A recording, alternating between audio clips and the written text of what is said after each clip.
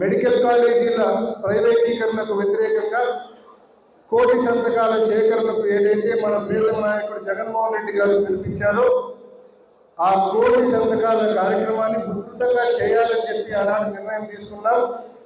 మరి ఆ మీటింగ్లో అనుకున్న విధంగానే మీరందరూ కూడా మన మండల కన్వీనర్లు, మన మండల సీనియర్ నాయకులు, మన గ్రామ నాయకులు, మన పరిశీలకులు, ప్రతి గ్రామంలోని కార్యకర్తలు ప్రతి ఇంటికి తిరిగి ఈ ప్రభుత్వ మెడికల్ కాలేజీల ప్రైవేటీకరణకు వ్యతిరేకంగా ప్రజల మద్దతును కూడగట్టారు, ప్రజల వద్ద సంతకాలు సేకరించారు. నిజంగా మనస్ఫూర్తిగా ఇంత ఉధృతంగా ఈ కార్యక్రమాన్ని విజయవంతం చేసిన ప్రతి కార్యకర్త కూడా మనస్ఫూర్తిగానే ధన్యవాదాలు తెలియజేస్తా ఉన్నాను, అభినందిస్తా ఉన్నాను. రెండో అంశం, ఆ రోజు మనం మాట్లాడుకున్న రెండో అంశం, మన పార్టీకి సంబంధించి నియోజకవర్గంలో ప్రతి గ్రామంలో అదేవిధంగా మున్సిపాలిటీలోని ప్రతి వార్డులో పటిష్టంగా కమిటీల ఏర్పాటు చేసుకోవాలి అని చెప్పి అనుకున్నాం. ప్రతి గ్రామానికి సంబంధించి ఒక మెయిన్ కమిటీ, అదేవిధంగా 7 అనుబంధ విభాగాలు. మరి ఇందాక వజ్రభాస్కర్ రెడ్డి దాని గురించి మాట్లాడారు క్లియర్గా. ఒక గంట సేపు స్పష్టంగా గ్రామ మెయిన్ కమిటీని ఎలా ఫామ్ చేసుకోవాలి, అదేవిధంగా 7 అనుబంధ విభాగాలను ఎలా ఫామ్ చేసుకోవాలి, యూత్ కమిటీని ఎంపిక చేసేటప్పుడు ఎలా ఆలోచించాలి, మహిళా కమిటీని ఎంపిక చేసేటప్పుడు ఎలా ఆలోచించాలి, స్టూడెంట్ కమిటీని ఎంపిక చేసేటప్పుడు, సోషల్ మీడియా కమిటీని ఎంపిక చేసేటప్పుడు, ప్రతి విభాగాన్ని ఎంపిక చేసేటప్పుడు, కమిటీని ఎంపిక చేసేటప్పుడు ఏ రకమైన ఆలోచన దృక్పథంతో మరి సెలెక్ట్ చేయాలి అని చెప్పి ఆయన స్పష్టంగా చెప్పారు తన గంట సేపు ప్రసంగంలో. నేను ఒకే ఒక కామన్ లైన్ ఒకటి మాత్రం మీ అందరికీ తెలియజేస్తా ఉన్నా. మనం ఏర్పాటు చేసుకునే బహుశా ఒక 3-4 రోజుల్లో క్లియర్ షెడ్యూల్ అనుకున్నాం. షెడ్యూల్ అనుకున్న తర్వాత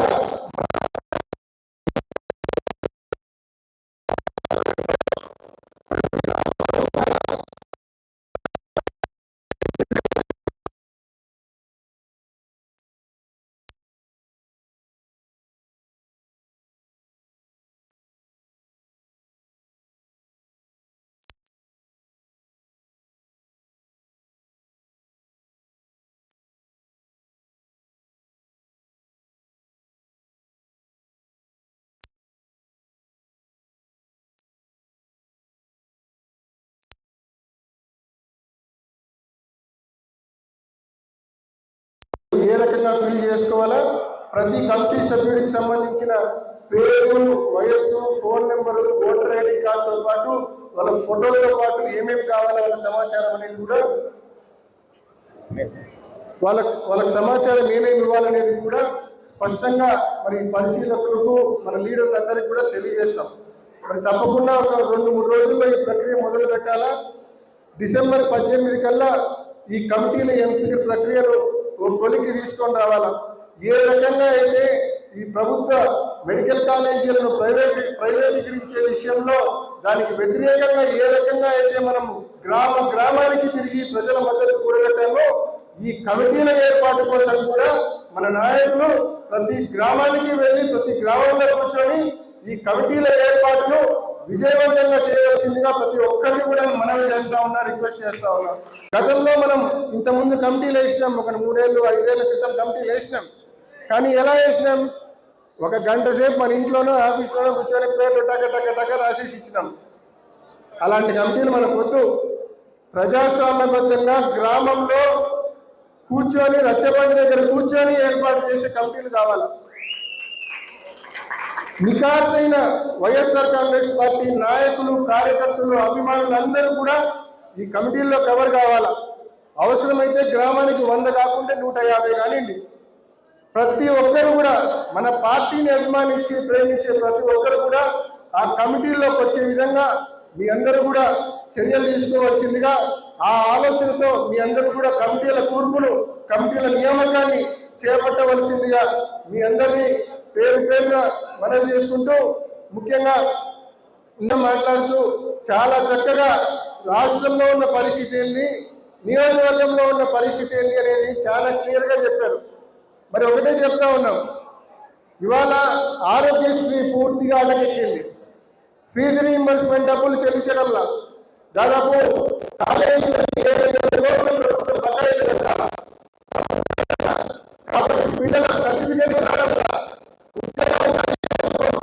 సర్టిఫికేట్ రావలేదు.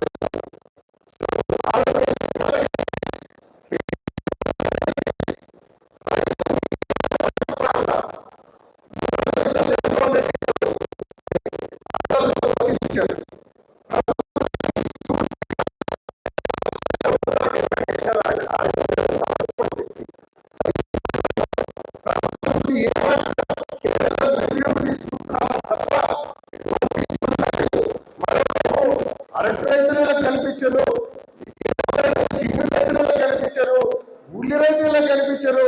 కానీ వీళ్ళెవ్వరిని ఆదుకోరు. కానీ అఖండ 2 సినిమాకు మాత్రం 600 రూపాయలు టికెట్ జరగలిగారు. ఏమి కర్మరా నాయన, ఏమి కర్మరా నాయన. ఒక సినిమాకు 600 రూపాయలు టికెట్ ధర నియమించే విషయంలో ఈ ప్రభుత్వానికి క్షణానికి మరి జీవో ఇచ్చి పారేసినారే. మరి రైతులను ఆదుకునేందుకు రైతులు ఈ 18 మాసాల్లో మరి అరటి రైతులు ఎన్నిసార్లు చెట్లు పడిపోయినాయి గాలుల వల్ల, పెను గాలుల వల్ల ఎన్నిసార్లు చెట్లు పడిపోయినాయి? 4-5 సార్లు నష్టం జరిగింది. ₹1 పరిహారం ఇచ్చినారా ఒక్క రైతు కన్నా? ఒక్క రైతుకు ఇన్పుట్ సబ్సిడీ రాలే ఇన్ని రోజుల కాలం. మరి రైతులను ఆదుకునే విషయంలో ఉల్లి రైతులు జిల్లా వ్యాప్తంగా 18,000 ఎకరాలు ఉల్లి రైతులు నష్టపోయినారు. హెక్టార్కు 50,000 ఇస్తామన్నారు. ఇప్పటి వరకు ఒక్క రైతుకు ₹1 అందిందా? మరి ఏ ఒక్క రైతును మీరు ఆదుకోవడం లేదు. ఒక పక్క సినిమా టికెట్ ధరలు పెంచడంలో మాత్రం ప్రత్యేక శ్రద్ధ చూపిస్తా ఉన్నారు. అంటే ఈ ప్రభుత్వానికి పరిపాలన పట్ల, ప్రజా సమస్యల పట్ల, రైతుల సమస్యల పట్ల ఏమాత్రం చిత్తశుద్ధి లేదు అనే విషయాన్ని మీ అందరికీ మనం చేస్తా ఉన్నాం. ఇంకా ఎన్నికల్లో ఇచ్చిన హామీల గురించి మనం ఎంత తక్కువ మాట్లాడుకుంటే అంత మేలు. అన్న ఇందాక సతీష్ అన్న క్లియర్గా చెప్పినాడు. అక్క చెల్లెమ్మలకైతే సంవత్సరానికి 18,000 ఇస్తా అన్నాడు. 18 ఏళ్ళు దాటితే చాలు 50 ఏళ్ళ వరకు ఉండే ప్రతి మహిళకు సంవత్సరానికి 18,000 ఇస్తా అన్నాడు. 50 ఏళ్ళు దాటితే పెన్షన్ ఇస్తా అన్నాడు. ఎస్సీ, ఎస్టీ, బీసీ మైనార్టీలకైతే 50 ఏళ్ళకే పెన్షన్ ఇస్తా అన్నాడు. 4,000 రూపాయల పెన్షన్ వాళ్ళకి 48,000 ఇస్తా అన్నాడు. 50 ఏళ్ళకి ఇస్తా అన్న పెన్షన్ ఇవ్వాల, 18 ఏళ్ళు దాటితే ఇస్తా అన్న 18,000 ఇవ్వాల. రైతులకు 2 ఏళ్ళకు గాను చంద్రబాబు నాయుడు గారు 40,000 రూపాయలు బాకీ. కానీ ఇప్పటికి ఇచ్చిందంతా 5,000 అకౌంట్లో పడింది. ఇంకో 5,000 బటన్లోకి 10 రోజులు అయిందని ఇంకా అకౌంట్లలో పడలా. ఇది పరిస్థితి. ఇంకా ఇన్పుట్ సబ్సిడీ లేవు, ఇన్సూరెన్స్ లేవు. రైతులకు సంబంధించి గడిచిన 3-4 మాసాలుగా 173 కోట్ల రూపాయల బీమా మంజూరైందని చెప్పి పేపర్లలో రోజు వస్తుంది. మీరందరూ కూడా చూసింటారు పేపర్లలో. 173 కోట్ల రూపాయల బీమా మంజూరైంది వైఎస్ఆర్ జిల్లాకు సంబంధించి అని. ఇప్పటికీ ₹1 ఒక్క రైతు ఖాతాలో వల్ల కనీసం ఏ నియోజకవర్గానికి, ఏ మండలానికి, ఏ గ్రామానికి, ఏ రైతుకు వచ్చిందో డేటా, ఎవరికి ఎంత తిందో డేటా అడిగితే కూడా ఇవ్వలేని పరిస్థితుల్లో జిల్లా కలెక్టర్ కానీ, జిల్లా వ్యవసాయ శాఖ అధికారులు కానీ ఉన్నారు. అంటే ఆ డబ్బు కూడా బహుశా పోయినట్టే. ఇంకా నిరుద్యోగులకు నెలకు 3,000 ఇస్తామన్నారు. ఇప్పటికి 18 మాసాలు అవుతుంది. 54,000 రూపాయలు ప్రతి నిరుద్యోగికి బాకీ ఉంది ప్రభుత్వం. మరి ఈ మాదిరి ఏ ఒక్క వర్గాన్ని కూడా, నిరుద్యోగులను, మహిళలను, వృద్ధులను, ఏ ఒక్క వర్గాన్ని, రైతులను, ఏ ఒక్క వర్గాన్ని కూడా ఈ ప్రభుత్వం ఆదుకోని పరిస్థితి మనం చూస్తూ ఉన్నాం. ఇటువంటి పరిస్థితులు ఉన్నప్పుడు మరోవైపు మన నియోజకవర్గంలో జగనన్న కట్టించిన మెడికల్ కాలేజీని ప్రైవేట్ చేస్తామంటాడు. కోల్డ్ స్టోరేజ్ను ప్రారంభించడంలా 25 కోట్ల రూపాయలు పెట్టి అరటి రైతుల కోసం కోల్డ్ స్టోరేజ్ కట్టాలి ప్రారంభించడంలా. ఇందాక అన్న చెప్పినట్టు వేంపల్ల రోడ్లను పూర్తిగా గాలికి వదిలేసినారు. పులివెందులలో స్పోర్ట్స్ కాంప్లెక్స్ ఏదైతే మనం కట్టామో దాన్ని వినియోగంలో తీసుకున్నారు, దాన్ని గాలికి వదిలేసినారు. మనం చేపట్టిన అన్ని మంచి కార్యక్రమాలను కూడా మరి కనీసం మెయింటైన్ చేయలేని పరిస్థితిలో ఉంది ప్రభుత్వం. వాటర్ గ్రిడ్ పనులు చిన్న కొద్దిపాటి పనులు చేస్తే మున్సిపాలిటీకి నీళ్ళు ఇవ్వచ్చు, ఇప్పటి వరకు నీళ్ళు ఇవ్వాల. అంటే మనం చేసిన పనులను పూర్తిగా ఈ ప్రభుత్వం ఎక్కడ వేసిన గొంగలు అక్కడే అన్నట్టుగా పూర్తిగా గాలి వదిలేసింది. సో ప్రజల దగ్గరికి వెళ్ళి మేము ఈ చేసినామని చెప్పి గట్టిగా ఓటడిగే పరిస్థితి ప్రభుత్వానికి కానీ తెలుగుదేశం పార్టీ నాయకులకు కానీ లేదు. కాబట్టే ప్రజల దగ్గరికి వెళ్ళి ఓటడిగే పరిస్థితి లేదు కాబట్టి దేన్ని నమ్ముకున్నారు? క్రైమ్ని నమ్ముకున్నారు. కేవలం క్రైమ్ని నమ్ముకున్నారు. ఆగస్టు మాసంలో ఇక్కడున్న మన వేలుపుల రామన్న, హేమాద్రి, మన ఎమ్మెల్సీ రమేష్ వీళ్ళు పోతున్న వాహనం మీద ఏ రకంగా పెట్రోల్ పోసి రాళ్లతో దాడి చేసినారు, ఏ రకంగా వాళ్ళని గాయపరిచినారు మనందరికీ తెలుసు. ఆ తర్వాత దానికంటే 2 రోజుల ముందు మనం సైదాపురం సురేష్ అన్న, మన అమరేష్ వాళ్ళతో పాటు ఉన్న వాళ్ళ మీద ఏ రకంగా తెలుగుదేశం పార్టీ డెకాయిట్ నా కొడుకులు ఏ రకంగా వచ్చి దాడి చేసినారో ఈరోజు నాకు ఈరోజు పొద్దున్న ఇక్కడికి వస్తా ఉంటే చెప్తున్నారు, మనోళ్ళు చెప్తా ఉన్నారు, ఆ రోజు రాము మీద దాడి చేసిన వాళ్ళను, సురేష్ మీద దాడి చేసిన వాళ్ళను వాళ్ళకంట ఈ ప్రభుత్వం గన్మెన్లు ఇస్తా ఉందంట. గన్మెన్లు ఇస్తా ఉన్నారంట వాళ్ళకు, ఈ డెకాయిట్ నా కొడుకులు ఇంకా బాగా చేయండి అని చెప్పి గన్మెన్లు ఇస్తా ఉన్నారు. ఈరోజు పొద్దున నాకు తెలుస్తుంది ఎవరైతే ఈ దాడిలో పాల్గొన్నారో చంద్రబాబు నాయుడు గారు వాళ్ళని మెచ్చుకొని అవార్డు ఇస్తే బాగుంటుంది కాబట్టి గన్మెన్లు ఇస్తాడంట. సో ఈ రకంగా తెలుగుదేశం పార్టీ ఈ ఊరికి కానీ ఈ రాష్ట్రానికి కానీ చేసింది ఏమీ లేదు, చెప్పుకోవడానికి ఏమీ లేదు, ఓట్లు అడిగే హక్కు లేదు. అవేమీ లేవు కాబట్టే క్రైమ్ను నమ్ముకున్నారు. వాళ్ళ దగ్గర ఒక 20 మందో 25 మందో గలాటలు చేసే వాళ్ళు ఉన్నారు. వాళ్ళందరికీ గన్మెన్లను ఇచ్చి ఇంకా ప్రోత్సహిస్తారు గలాట చేయమని. అంటే కేవలం క్రైమ్ను నమ్ముకొని ఈ నియోజకవర్గంలో కానీ ఈ రాష్ట్రంలో కానీ తెలుగుదేశం పార్టీ రాజకీయాలు చేసే పరిస్థితికి వచ్చింది. దానికి తోడు పోలీసులు, ఇంత ఘోరమైన పోలీసులను నేనే కాదు మీలో చాలామంది ఇంత ఘోరమైన పోలీసింగ్ ఎప్పుడు చూసి ఉంటారు. పులివెందుల్లో ఉన్న ఆ డిఎస్పీ దగ్గర నుంచి మొదలు పెడితే ఇంత ఘోరమైన ఇంత వర్స్ట్ పోలీసింగ్ ఎప్పుడు చూసి ఉంటారు. మన మీద దాడి జరిగితే, మన వాళ్ళ మీద దాడి జరిగితే మనం కంప్లైంట్ ఇస్తే ఆ ఒక కేసు కట్టకుండా అటువైపు నుంచి మళ్ళా కౌంటర్ కేసు మన మీదనే, మళ్ళా కౌంటర్ కేసు. వరప్రసాద్ గొడవ జరిగిందని మన చైర్మన్, మున్సిపల్ చైర్పర్సన్ పరామర్శకు పోతే 307 సెక్షన్ రాజశేఖర రెడ్డి గారి విగ్రహం చుట్టూ తెలుగుదేశం తోరణాలు పెడితే మనోళ్ళు పోయి ఆ తోరణాలు మాత్రం తీస్తే తోరణాలకు ఏముంటుంది? తాడును కట్ చేసి 307 సెక్షన్ పెట్టే దిక్కుమాల నాయకులు ఎవరు ఉన్నారో తాడును కట్ చేస్తే 307 సెక్షన్, తోరణాల తాడును కట్ చేస్తే 307 సెక్షన్ పెడతారు.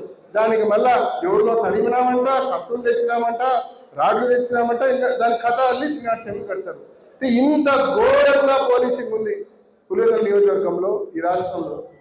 కానీ ఒకటే చెప్తా ఉన్నాం, రాబోయే స్థానిక సంస్థల ఎన్నికల్లో కూడా ఈ రూలింగ్ పార్టీ ధైర్యం వల్ల ఈ పోలీసులు, ఈ రూలింగ్ పార్టీ ధైర్యం వల్ల క్రైమ్ చేసినా కూడా వెనకలండి కాపాడడానికి పోలీసులు ఉన్నారు, దొంగ కేసులు పెట్టడానికి పోలీసులు ఉన్నారన్న ధీమాతో ధైర్యంతో సొయ్యనకి మాట్లాడుతూ ఉన్నారు.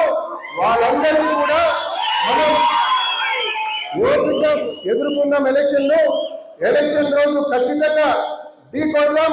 ఖచ్చితంగా ఎలక్షన్ రోజు మనమందరం కూడా జగన్మోహన్ రెడ్డి గారు తల ఎత్తుకునే విధంగా, ప్రతి వైఎస్ఆర్ కాంగ్రెస్ పార్టీ నాయకుడు కార్యకర్త తల ఎత్తుకునే విధంగా ప్రజలతో ఓట్లు వేయించి తిరుగులేని రిజల్ట్స్ వచ్చే విధంగా ప్రతి ఒక్కరూ కూడా రాబోయే ఎన్నికల్లో మరి ప్రతిష్టాత్మకంగా మనమందరం కూడా తీసుకుందామనే విషయాన్ని కూడా మీ అందరికీ మనం చేస్తా ఉన్నాం. ఈరోజు కాపాడుకోవాల్సిన ఒక పరిస్థితి వచ్చింది, ఒక ఎమర్జెన్సీ లాంటి సిచ్యువేషన్ వచ్చింది.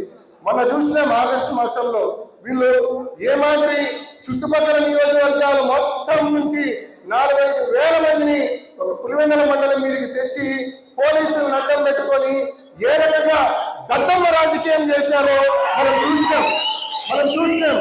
కాబట్టి స్థానిక సంస్థల్లో రాబోయే స్థానిక సంస్థల ఎన్నికల్లో కూడా వాళ్ళు అదే దత్తమ్మ రాజకీయం, అదే పోలీసులను అడ్డం పెట్టుకొని చేసే రాజకీయమే చేయడానికి ముందుకు వస్తారు. ఏ రకంగా వాళ్ళు రాజకీయం చేసినా ఒక్కటి గుర్తుపెట్టుకోండి, మనం ఎలక్షన్లు సజావుగా జరిపితే చాలు. ప్రజల్లో వైఎస్ఆర్ కాంగ్రెస్ పార్టీకి, జగనన్నకు తిరుగులేని మద్దతు ఉంది. ఈ ప్రభుత్వం అన్ని రకాలుగా ఫెయిల్ అయింది. జగన్మోహన్ రెడ్డి గారు ఆయన 5 ఏళ్ల పరిపాలనలో చెప్పింది చెప్పినట్టుగా టయానికి ఒక క్యాలెండర్ ఇచ్చి ప్రతి పథకాన్ని కూడా సకాలంలో ప్రతి పథకాన్ని కూడా అందించారు. అమ్మఒడి దగ్గర నుంచి, రైతు భరోసా దగ్గర నుంచి, చేయూత, ఆసరా, ఎన్నో పథకాలు సమయానికి చెప్పిన విధంగా చెప్పిన తేదీకి బటన్లోకి ప్రజలకు అందించాడు. ఆయన పరిపాలన, ఆయన ఇచ్చిన ప్రతి హామీని కూడా నిలబెట్టుకున్న ఆయన పరిపాలన అటువంటిది. మరి ఈరోజు ఈ పరిపాలన చూస్తూ ఉన్నారు ప్రజలు. మరి ఖచ్చితంగా తేడా నక్కకు నాగలో కనుకున్నంత తేడా ఉంది జగన్మోహన్ రెడ్డి గారి పరిపాలనకు, చంద్రబాబు నాయుడు గారి పరిపాలనకు. కాబట్టి తప్పకుండా మరి ప్రజలు, మనం వైఎస్ఆర్ కాంగ్రెస్ పార్టీ నాయకులం, కార్యకర్తలం, మనం లౌక్యంగా ఎన్నికలు సజావుగా జరపడమే మన టార్గెట్. దానికోసం మనం అందరం కూడా తప్పకుండా కృషి చేద్దాం. దానికోసం ఎందాకైనా నిలబడదామని చెప్పి మీ అందరినీ కూడా పేరు పేరున మీ అందరినీ కూడా మనవి చేస్తూ, మరి ముఖ్యంగా మరొకసారి మీ అందరినీ మనవి చేస్తా ఉన్నా, గ్రామ కమిటీలు, వార్డు కమిటీలు ఏర్పాటు చేసే విషయంలో ప్రతి ఒక్కరు కూడా కష్టపడి పనిచేయడంతో పాటు ఇష్టపడి కూడా పనిచేసి ప్రతి గ్రామంలో నికాల్సైన వైఎస్ఆర్ కాంగ్రెస్ పార్టీ నాయకులు, కార్యకర్తలు, అభిమానులు అందరూ కూడా ఈ కమిటీల్లోకి వచ్చే విధంగా చర్యలు తీసుకోవాల్సిందిగా, మీ మనసులో పెట్టుకోవాల్సిందిగా మరి తప్పకుండా మీ అందరినీ కూడా పేరు పేరున మనవి చేసుకుంటూ, రాబోయే డిసెంబర్ 18వ తారీఖు కల్లా ఈ కమిటీల నియామక ప్రక్రియను కూడా కొలికి తీసుకొచ్చేలా మరి ప్రణాళికలు రూపొందించి మరి 2-3 రోజుల్లో పని మొదలు పెడదాం. ఏ రకంగా మరి కోటి సంతకాల సేకరణ ఉధృతంగా ప్రతి గ్రామంలో చేశామో అంతకు మించి ఈ కమిటీల ఏర్పాటు ప్రక్రియను కూడా ప్రతి గ్రామంలో విజయవంతంగా చేసుకునేలా ప్రతి ఒక్కరు కూడా సహకరించమని, కృషి చేయమని పేరు పేరున మీ అందరినీ మనవి చేసుకుంటూ, కష్టకాలంలో తోడుగా ఉన్న ప్రతి అన్నదమ్మునికి, ప్రతి అక్క చెల్లెమ్మకు పేరు పేరున మనస్ఫూర్తిగా ధన్యవాదాలు తెలియజేస్తున్నాను.